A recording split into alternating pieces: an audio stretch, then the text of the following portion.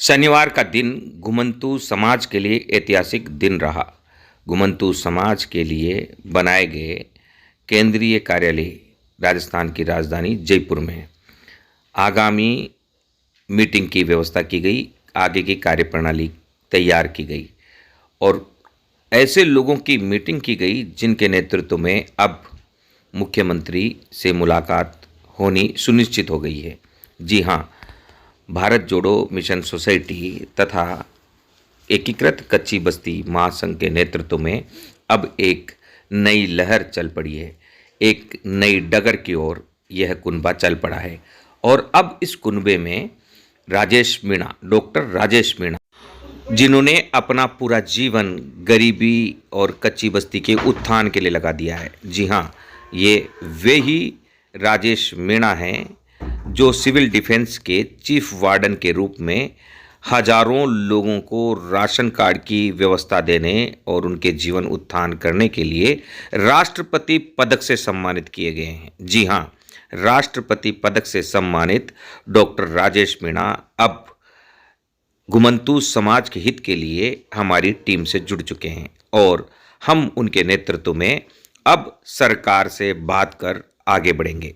शीघ्र ही मुख्यमंत्री से मुलाकात करने वाले दल में डॉक्टर राजेश मीणा के नेतृत्व में भारत जोड़ो मिशन सोसाइटी के अध्यक्ष अनीश कुमार, अन्य पदाधिकारी महावीर मालपुरा, गोगा मालपुरा और पचेवर से रामनारायण जी, रंगलाल जी, देवली से रंगलाल जी, लांबा हरि सिंह से काली, हमारी जो तेज तर्रार महिला नेत्री है वे, और जिला अध्यक्ष जयपुर रोडी देवी तथा अन्य सभी साथीगण इस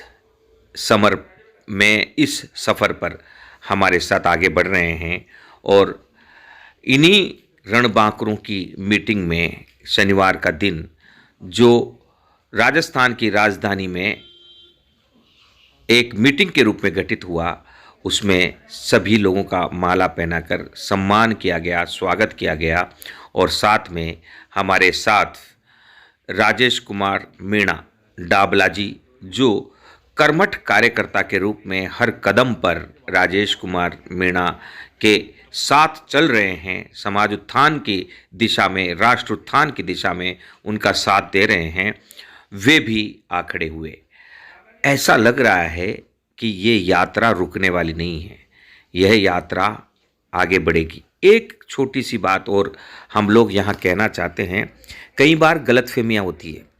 हम जो लड़ाई लड़ रहे थे वह लड़ाई थी जहाँ हम रह रहे हैं वहीं पट्टा देने की, और सरकार ने घोषणा की है कि गरीबों को पट्टा दिया जाएगा, लेकिन जहाँ रह रहे हैं वहाँ नहीं, जहाँ वे चाहेंगे वहाँ।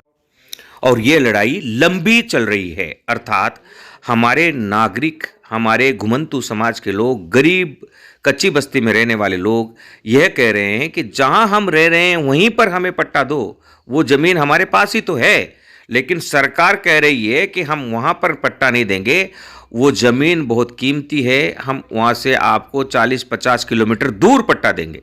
गाँव में हो सकता है आसपास मिल जाए, लेकिन शहरों में तो कमोबेश यही हालात है और ऐसे में हमें संघर्ष करना पड़ा।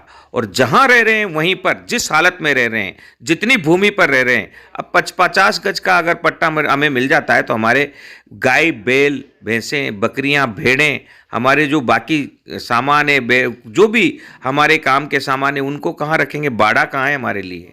50 गज के मकान में हम रहेंगे या हमारे भेड़ों को पालेंगे, हमारे मवेशियों को पालेंगे या हमारे काम के सामान और औजारों को रखेंगे? इसलिए हमने कहा कि जो जिस हालत में रह रहा है, जितनी भूमि पर रह रहा है, क्योंकि 50 वर्ष से ज़्यादा हो गए, कानूनन भी जो व्यक्ति किसी भूमि पर अगर 35 वर्ष से ज़्यादा रह लेता है तो वो भूमि उसी की कब्जे में मानी जाती है, कब्जाधारी हो जाता है। तो फिर आप उसे हमें क्यों नहीं देते? इसके लिए अध्यादेश लाया जाएगा, बिना उसके हो नहीं सकता। कानूनन तो चरागाह भूमि में पट्टे देने के आदेश दिए थे 2021 में, लेकिन वह आदेश अब अदालत में झूल रहा है। स्टे लग गया है, तो उस अदालत में स्टे लगे हुए आदेश को भी चैलेंज करना है। बहुत सारी बातें हैं, तो ये गलतफहमी बिल्कुल हटा दें कि सरकार गरीबों को जिस जगह पर रह रही है वहीं पट्टे दे रही है। सरकार गरीबों को, उनमें से भी कुछ चुने हुए लोगों को पट्टा देगी, लेकिन जिस जगह पर रह रहे हैं वहाँ नहीं, वहाँ से कोसों। तो लोग यह कह रहे हैं कि सरकार उन्हें पट्टा दे रही है, उन्हें हम यह विनम्रतापूर्वक बताना चाहते हैं कि सरकार पट्टा उन स्थानों पर दे रही है जहां सरकार के पास भूमि है। अगर किसी गांव में ज़मीन नहीं है तो उस गांव में पट्टा नहीं मिलेगा।